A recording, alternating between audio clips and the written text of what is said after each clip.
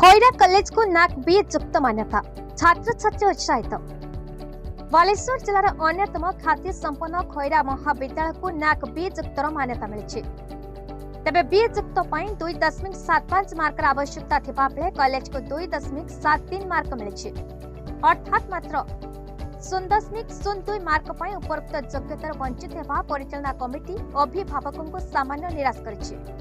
एक ग्रेड पर अध्यक्ष डॉक्टर कमलाकांत पति, महाविद्यालय समस्त स्टाफ, परिचालना कमिटी, पुरातन छात्र छात्री, शुभेच्छु अभिभावकों को धन्यवाद अर्पण करिसेंति।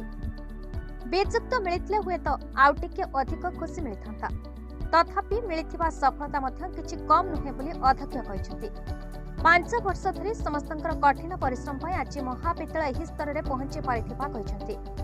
गतकाली राति ही खबर पहुंचवा परे महाविद्यालय कर्तृपक्ष पिलामाननको मिठा बांटी खुशी जाहिर करिथिले। एठारे प्रकाश थाउकी नाकर 3 जणिया टीम गत 20 और 21 2 दिन महाविद्यालय परिदर्शन आसिथिले।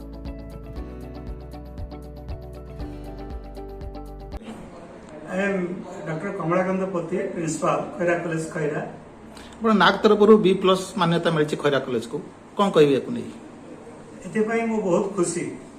एक्चुअली नाक team visit is a very tedious work. एते हमको समस्त सहायता करछंती। ए अंचल समस्त आम महाविद्यालय समस्त कर्मचारी, पुरातन कर्मचारी, जनसाधारण, पुरातन छात्र परिषद, ये अंचलवासी समस्त हमको सहायता सहयोग हाथ बढ़ाई समस्त को मो धन्यवाद ज्ञापन करुछि।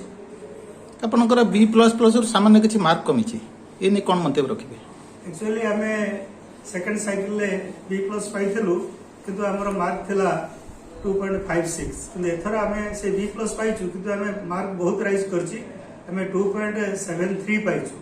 मात्र B++ को हमर 0.02 कमी छी।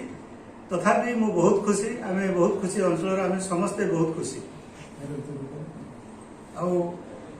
मु आशा करुछि महाविद्यालय उज्जवल भविष्य और ये महाविद्यालय उन्नति मु आशा करुछि। एथिपाई खैरा अंचल जनसाधारण, बुद्धिजीवी, छात्र छात्री समस्त मु सहयोग कामना करुछि। खैरारु छाकांत Mohanty report, BE news Odisha.